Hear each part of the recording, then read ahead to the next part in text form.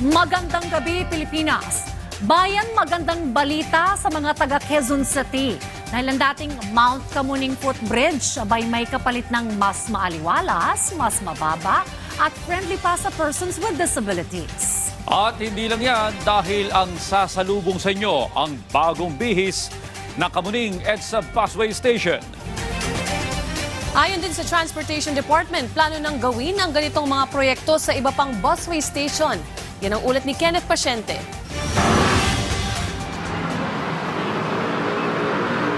Inakyat mismo ni Pangulong Ferdinand R. Marcos Jr. kasama si First Lady Liza Marcos at Presidential son Vinnie Marcos ang lumang footbridge na binansagang Mount Kamuning sa Quezon City. Giit ng Pangulo, hindi praktikal ang pagkakagawa nito. The old one is not very good at all. At saka, hindi mo ma-realize pag nandito ka sa baba, gumagalaw pala yan pagka may dumadaan. Kaya mas mabuti na ito. That's why the first time that we saw it, nung in-inspection namin yung MRT, ay sabi ko talagang hindi practical yung kanilang ginawa. Malayo anya yan sa kanyang ininspeksyon na bagong footbridge na maaliwalas, mas bababa ang mga hagdan at PWD friendly pa. Sabi ng Pangulo, malaking ginhawa ito sa mga commuter lalo't konektado na ito sa MRT Kamuning Station. Kaya ngayon ay may pinagbago, naayos natin ito within 4 months. Ang pangako sa atin ay 6 na buwan, 4 na buwan pa lang ay tapos na.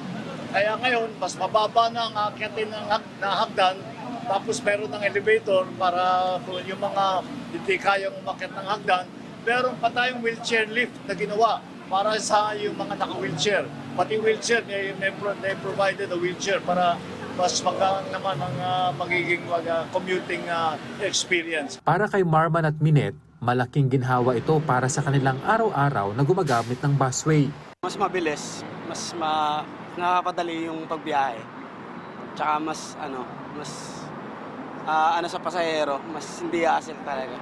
For us seniors, it has to be. I think it was really most for the seniors. That's why, but anyway, public can use it naman. But for us seniors, it is a big help for us. Palagay ko ito lahat ang ginawa ng Presidente para lahat ng mga senior maka-avail at ma-enjoy nila ang amenities ng gobyerno. Pero paano naman kaya ang tinaguriang Mount Kamuning? Wala na yung Mount Kamuning. Hindi na tatanggalin na namin yung Mount Kamuning para tuloy-tuloy na dito na lang gagamitin. Ininspeksyon din ng Pangulo ang bagong bihis na Kamuning EDSA Busway Station. Mula sa dating open area lang, mayroon ng nakalaan na upuan para sa mga pasahero. May ticketing booth na rin at hiwalay na ang loading at unloading area para sa maayos na daloy ng mga pasahero. So the MRT and bus, 750,000 ang gumagamit ng everyday. Mapagaang lang ng kaunti ang kanilang mahirap na nga mag-commute, mahaba, mainit, kung ganun. Sabi ko dapat naman tugunan natin yung pang-araw-araw na dinadaanan ng ating mga kababayan para makapunta sa trabaho at para makauwi. At ito ay isang bahagi lang dyan. Ang susunod na ngayon dito ay titiyakin natin yung maintenance niyan lahat. Bahagi ang mga ito ng modernisasyon ng pamahalaan sa EDSA Busway System na kabilang sa mga pangunahing programa para sa mas komportable at ligtas na biyahe ng mga commuter lalo na sa EDSA. Nasa kabuuang 87 million pesos ang inilagak na pondo para sa nasabing proyekto. Ayon sa DOTR, plano na rin gawin ang ganitong mga proyekto sa iba pang busway station. May 3 tayong inaayos ngayon at binubuksan dito naman sa Bagong Barrio, Balintawak at sa Guadalupe.